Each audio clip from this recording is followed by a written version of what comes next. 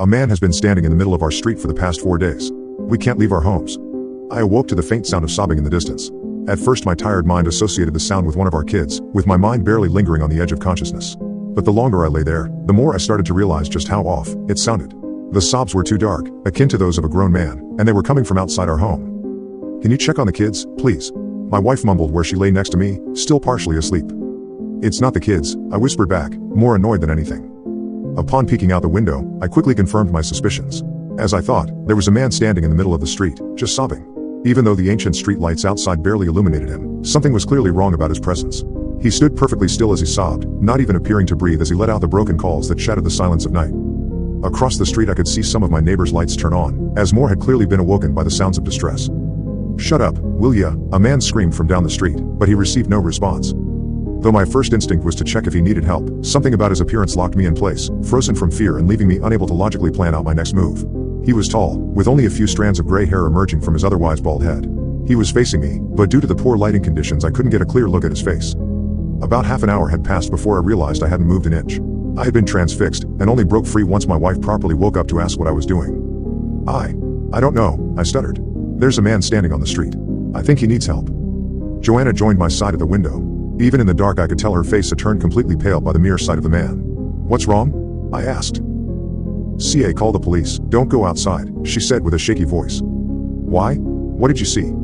I don't know, just don't go outside, please," she begged. I grabbed her hand and gently pulled her away from the window. Something about the man had put us both into an undeniable state of panic, but apart from his unsettling look, there wasn't an explainable reason for the fear we felt. "Joanna, go check on the kids. I'll call the police, all right?" I half-ordered, half-asked. She nodded, and basically jogged down the hallway towards our kids' room. As I dialed 911, I wondered what I could possibly say to convey the threat of a seemingly harmless man, just standing there and crying. Still, left without any other options, I turned to the police. 911, what's your emergency?" a woman asked on the other end. "Hey, sorry. My name is Zach Larson. There's a man standing in the middle of the street just crying loudly. I don't know if he's drunk or what, but he's scaring the kids." "I am. I can't really say it's an emergency, but something is definitely wrong with the man," I explained. "All right, sir, we'll send a patrol car to check it out. Could you confirm your address, please?" she asked. I confirmed my details and the conversation ended. Due to the quiet night, they estimated that a patrol car would swing by in just under 10 minutes. With that, I felt like my civic duties had been completed, and once Joanna returned to tell me that the children were fast asleep, I calmed down ever so slightly. After closing the blinds, the two of us headed back to bed, confident that the police would handle the situation. And I wish that would be the end of our story, I truly do, but as fate would have it, things would only get worse from there. There I lay in bed, too unsettled to fall asleep. I just stared at the ever-ticking clock as an hour passed. The man kept crying, producing unrelenting sobs with each passing second. Then 2 hours passed, and the police had still not appeared. By then, I considered checking out the window once more, but the mere thought of him standing there kept me from even parting the curtains. At around 4 in the morning I had come to assume that I'd suffer through another sleepless night. But as the first rays of orange sunshine hit the blinds, the world around me fell dark, forcing me into a dreamless slumber. To my horrors, the sobs wouldn't cease even then. Hours passed while I remained in an uncomfortable state, somewhere between full consciousness and true sleep. Once I finally awoke I was met with little more than total darkness coming from outside. During the summer I'd expected the sun to rise at around 6, and since the time had been around 4 the last time I checked, I knew I couldn't have been under for more than 30 minutes. Despite that logic, my body felt beyond broken. I was excruciatingly parched, and my bladder was on the brink of rupture. I rolled out of bed, weak and broken, still hearing the sounds of the crying man. Meanwhile, my wife still slept peacefully, seemingly unbothered by the ungodly noise. Then I picked up my phone and checked the time. It read 12:03 a.m., an impossible hour considering it had been 4 mere moments ago. I stumbled over to the window, still petrified, but determined to figure out exactly what the hell was going on. He just stood there, unmoved since the last time I laid eyes upon me.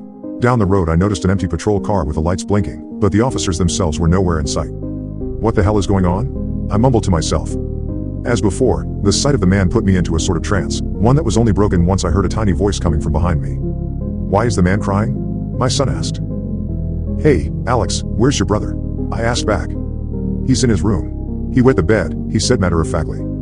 Stephen was only 5, but I'd assumed his bedwetting days were a thing of the past considering the last accident had been over a year earlier. Before checking on him, I decided to give the police another call. But before I could dial the number, I noticed the day. It was Saturday, which meant we'd been asleep for almost 24 hours, skipping over Friday entirely. "Alex, go back to your room. Daddy has to make a call, then I'll come check on you, alright?" In shock, I jotted the information down to a broken calendar, and called the police once more. Alas, to my absolute horror, I didn't have a single bar of signal. "Oh, God, we slept through the entire day, how?" My wife called out in confusion and embarrassment. She just rolled over herself to check the time. I don't know. I responded meekly, it doesn't make any sense. And that guy is still crying? Where's the police? She asked. Their car is standing there, but they're just gone. As the minutes went by, it dawned on me that we actually had missed an entire day. That's why Stephen had wet the bed, and why my own bladder was on the verge of exploding, because we'd somehow been sedated. We'd been forced to sleep through the day, only to suffer the horrors of night. But as parents, we had an incredible ability to reevaluate our priorities. Regardless of the situation, we deal with our kids first. We headed over to clean up Stephen's bed, all the while we tried to come up with an exit strategy. We tried out each and every phone, hopelessly calling for help. When the phones failed, we tried the internet, which turned out to be just as futile. Try the television, Joanna finally suggested. Upon turning the ancient device on, we were met with little more than a statusy mess. It was a screen of snow mixed with just barely intelligible images. Based on what we could guess, the image showed the outline of a man standing in front of the camera, overlaid only by a single line of text that read, "Come outside." How is it doing that? Joanna asked in panic. I don't know, but I'm pretty sure going outside is a fucking stupid idea, I blurted out, momentarily forgetting there were kids around. Sorry, I didn't mean to say it that way. Joanna and I moved to the window, ordering the kids to stay away.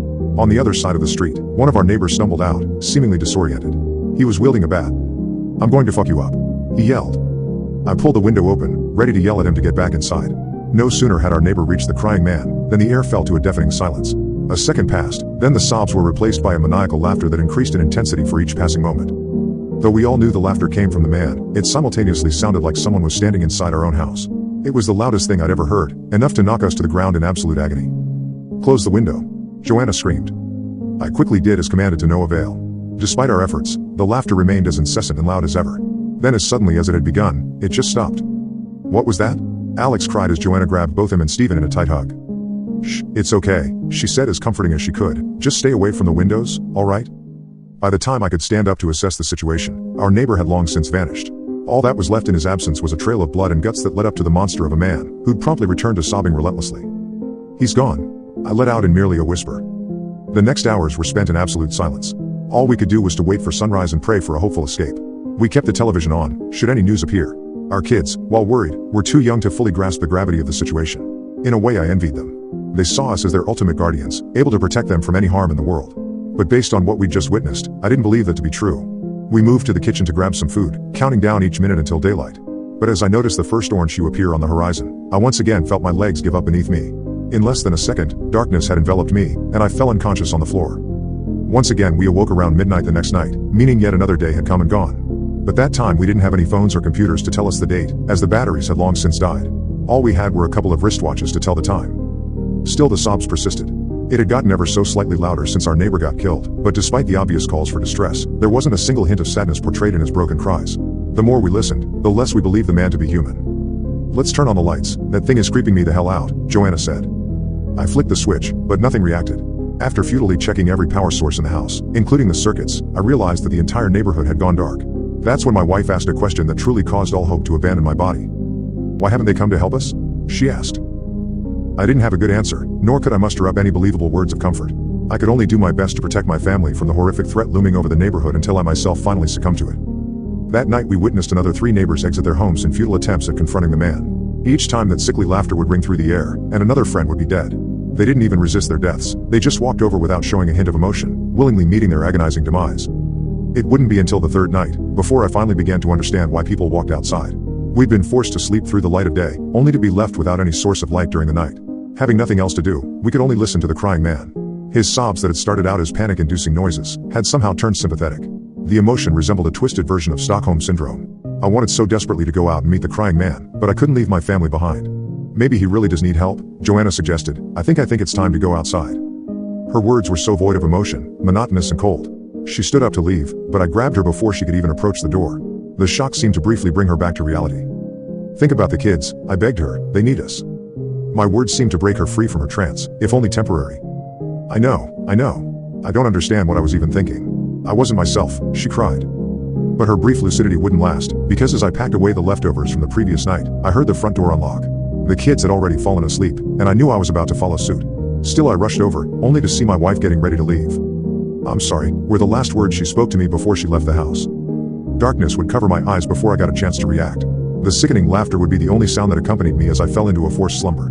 By the time I awoke, Joanna was just gone. The only trace of her existence was a trail of coagulated blood glistening in the light from the streetlights, leading up to the man. I didn't even have to call out for her. I knew she was dead. Which brings us to now.